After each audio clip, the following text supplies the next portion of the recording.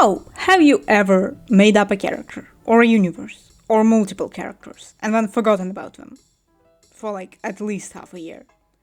This is what happened with my stupid little guys. I made a note about them in my notebook, and then was like, yep, that's enough.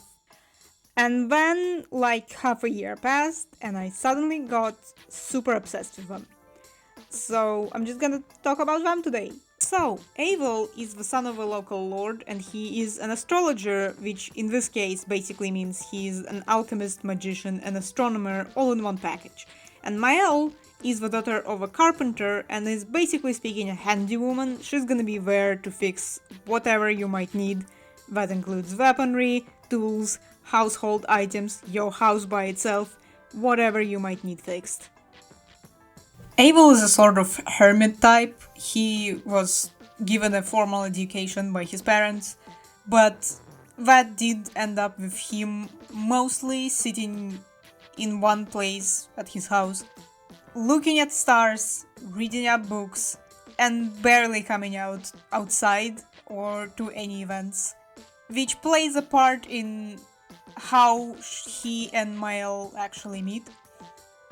One nice, wonderful morning, he wakes up to find out his fence has been broken in a rather violent manner, and Mael was the only one who was available at the time to actually come over and fix it. He insists he supervise, because apparently, even though he has never done it in his whole life, he knows how to fix fences, which she, for obvious reasons, doubts. But that's how they originally meet up and end up actually talking, and for some reason, despite herself, and despite the fact that she finds him an unbearable know-it-all, they actually start being friends, and then after a while, lovers, which doesn't really please his parents, who decide that maybe it was a mistake to actually bother with giving him an education if he was going to start to decide that all of their inheritance should go to children made with a peasant girl. But to be fair, at the same time, he's also kind of an older person by the Middle Ages standards. I think he's roughly in his late 20s. Both of them are over 25. But because of that, he's kind of already supposed to be wedded. He's meant to be in a marriage, hopefully with children.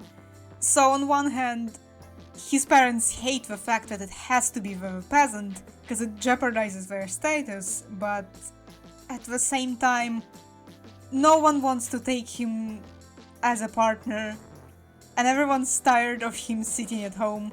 So, on the other hand, at least he's doing something else that's not just sitting in one room and reading books. His parents aren't very happy about it, but it's better than just letting their son be stuck in one room. As they are in the final stretch of planning their wedding, Mael moves in with Abel while they're still planning everything.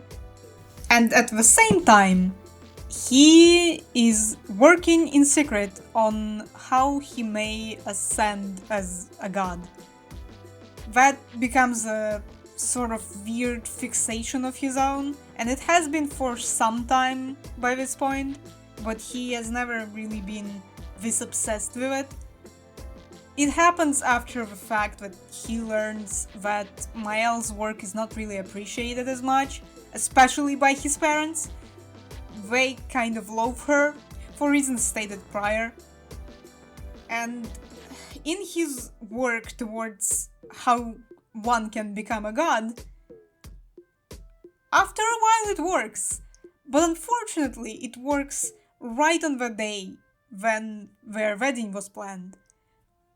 The whole town fully believes that he was eaten by wolves or something when he went to the forest, or maybe he accidentally blew up something and harmed himself in the process, or maybe he was like kidnapped. No one knows what happened. Everyone just knows that he suddenly disappeared.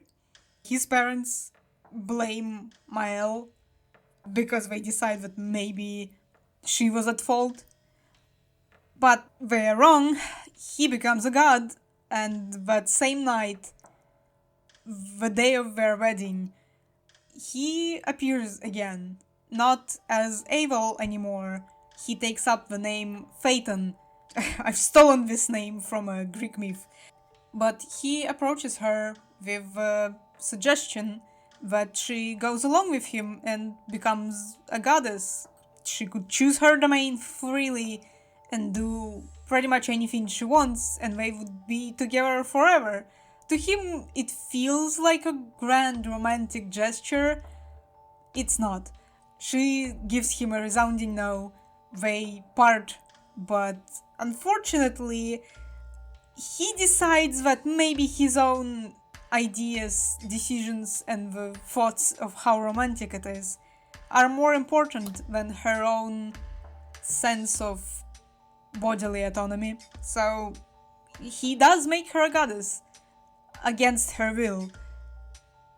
She realizes that the next day when she accidentally cuts her own hand when helping the local blacksmith, and realizes that her blood doesn't look like blood anymore. I imagine it being sort of like molten silver or molten lava, something like that. That gives her a new phobia and the realization that it probably would be better if she could get out of the town as fast as she could. So she kind of runs away that night. After this day, no one has seen Mael in that town, and no one will for centuries to come. She starts just wandering the planet, trying to avoid places where she would be seen by him.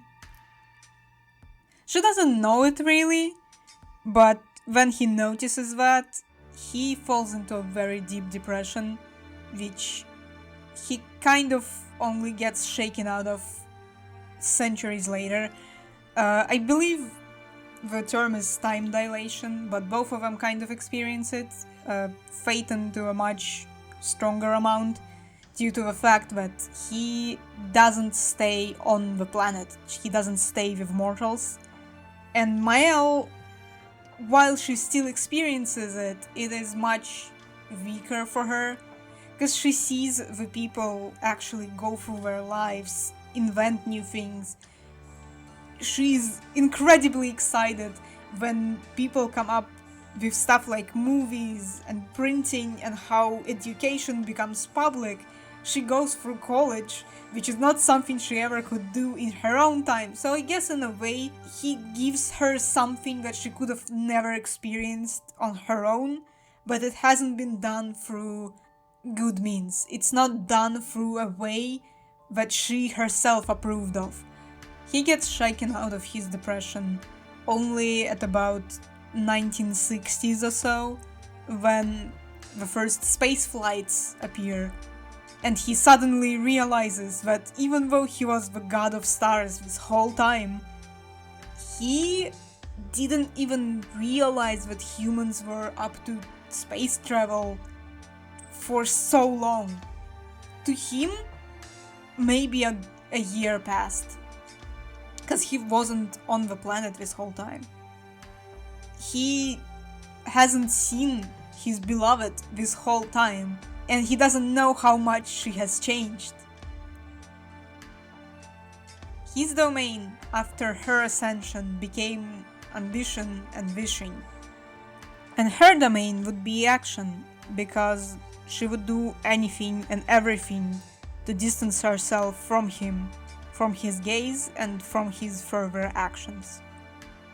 I hope you enjoyed this. I've never really edited anything more serious than a normal speed paint at 8 times speed. You can see those in this channel's history, unless at some point I decide to delete them. And the most ambitious project I've had prior has been me doing voiceover of me doing Minecraft skins, which I probably should delete. But I wanted to talk about my little guys, and I hope you liked this. I hope it came through okay, and it makes sense in general, because I don't do scripts very well. You can leave a comment if you want. I don't do the whole like and subscribe spiel that YouTube apparently enjoys. You can ignore that fully, but thanks for sticking around. I might do more videos like this or other kinds of videos. We'll see how it goes. I wanted to do a Batman games marathon and talk about superhero games in general, and maybe some other stuff at some point.